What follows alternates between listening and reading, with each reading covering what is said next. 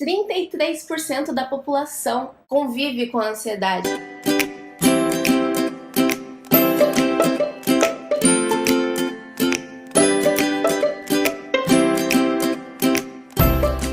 Oi, gente! Hoje eu vim falar pra vocês um pouco sobre como tem sido viver com ansiedade. Eu fui pesquisar um pouquinho antes pra saber qual a origem etimológica da palavra ansiedade, quando começou a surgir o termo médico pra ansiedade. E, não se tem muitos estudos que falam exatamente de quando surgiu essa palavra, mas dizem que sempre o significado dela em várias línguas, desde o latim, do Egito, no alemão, se refere à ansiedade como a falta de ar. Para quem sofre da doença sabe um pouco que essa é a verdade. Às vezes a gente fica tão desesperado, tão ansiosos quando a gente está tendo os ataques que dá essa sensação de falta de ar. E daí eu parei para pensar, mas da onde que vem isso? O que é o gatilho que faz uma pessoa começar a ter essa doença ou começar a ter alguns ataques de ansiedade? Por que essa doença ela tá virando a nova doença do século XXI, que segundo os dados da OMS, da Organização Mundial da Saúde, cerca de 33% da população convive com a ansiedade. E no Brasil, o Brasil tem um dos índices mais altos do mundo, cerca de metade da população é ansiosa. Tudo começou aos 14 anos.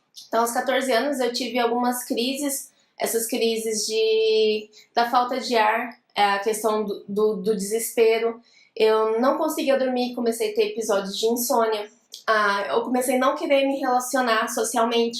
Então, cada vez mais eu ficava fechada no meu quarto. 14 anos eu estava fazendo o meu primeiro ano do ensino médio, então já começou a pressão de sempre se falar no vestibular, porque eu tinha que passar no vestibular, e isso muitas vezes também era interno meu. Então sempre eu falava em vestibular, isso ficava 10 vezes mais forte na minha cabeça, porque eu ficava, não, eu tenho que passar, então vamos. E daí meus pais perceberam, né, esses episódios e foram buscar ajuda.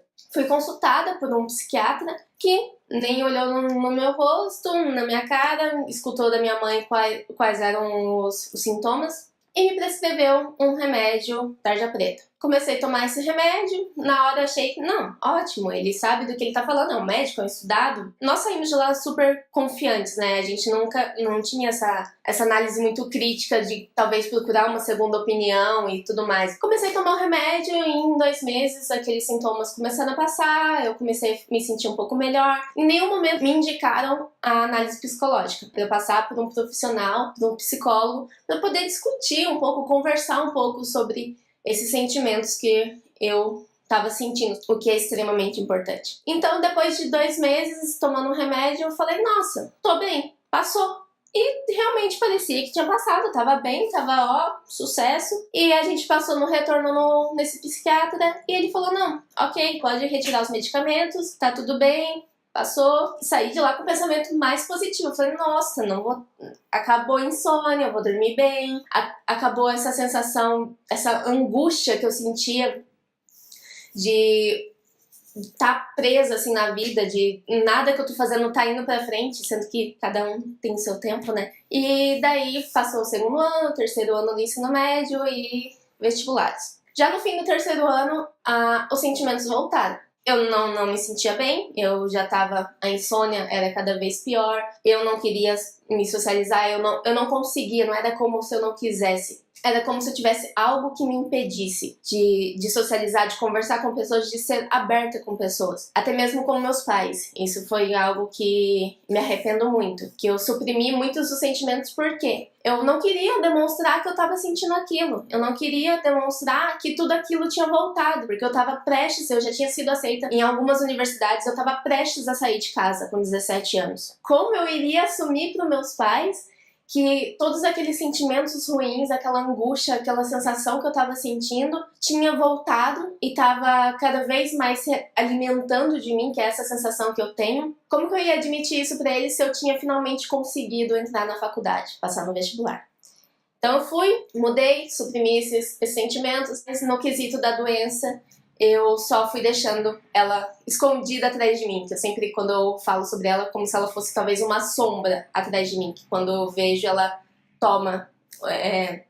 me envolve, e daí, quando os ataques mais acontecem. Eu tinha passado da atenção dos olhos sempre carinhosos e atenciosos dos meus pais pelos olhos do mercado de trabalho e da competição, porque querendo ou não, dali da faculdade iam sair as pessoas que estariam no mercado de trabalho entregando currículo e assim como eu tentando ser contratados. Então seria para mim uma competição. Então não tinha tempo para eu dar atenção para esses sentimentos. Mas era sempre uma constante, eu não sou boa o suficiente, eu não vou conseguir o que eu tô fazendo.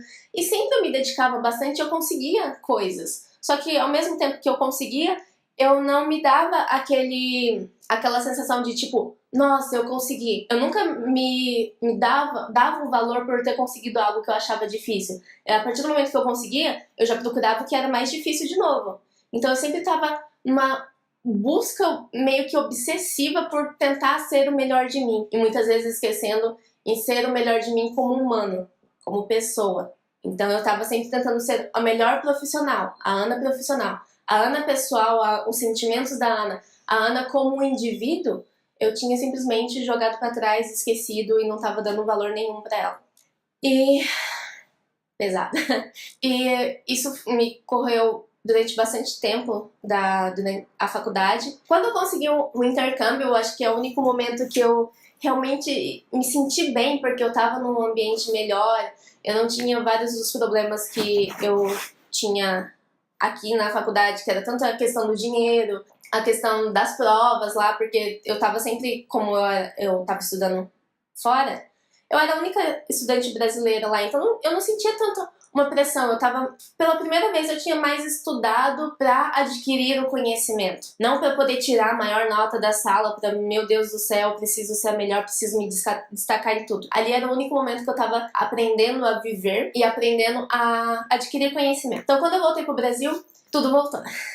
Que maravilha. E eu percebi que isso estava errado. Foi a partir do momento que eu vivi algo bom e que na hora que eu voltei e que todos aqueles sentimentos que se alimentavam de mim, que era a insônia, que eram ataques de pânico, no qual eu tremia, eu sentia uma insegurança enorme, eu não conseguia comer, eu tinha gastrite nervosa. E daí eu falei, cara, isso não tá certo, por que que eu tô assim? Tipo, eu sei que eu posso não ser assim. E foi a partir do momento que eu comecei a falar. E ao mesmo tempo que eu comecei a falar, que eu dei voz a esse sentimento, que eu peguei a Ana lá fora, lá de trás, que eu tinha colocado, aquela Ana indivíduo, que eu tinha rejeitado por tanto tempo, e coloquei ela pra frente. E comecei a dar a devida atenção e poder falar um pouco mais com os meus amigos, com as pessoas que eu confiava, eu percebi que muitos também sentiam a mesma coisa e nem sempre admitiam. E daí foi quando eu comecei a pedir ajuda. Que aí eu finalmente falei com meus pais, falei, gente, não tô bem, eu preciso de ajuda. Consegui conversar com eles e aí então nessas férias eu consegui procurar ajuda, tratamento.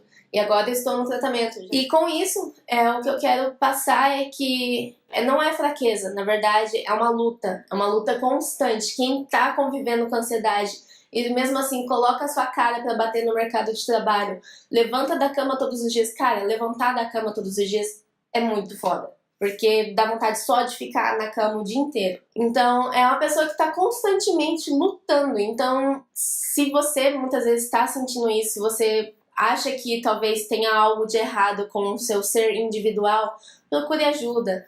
Fale com seus pais, com os amigos. Tem vários centros de ajuda hoje em dia.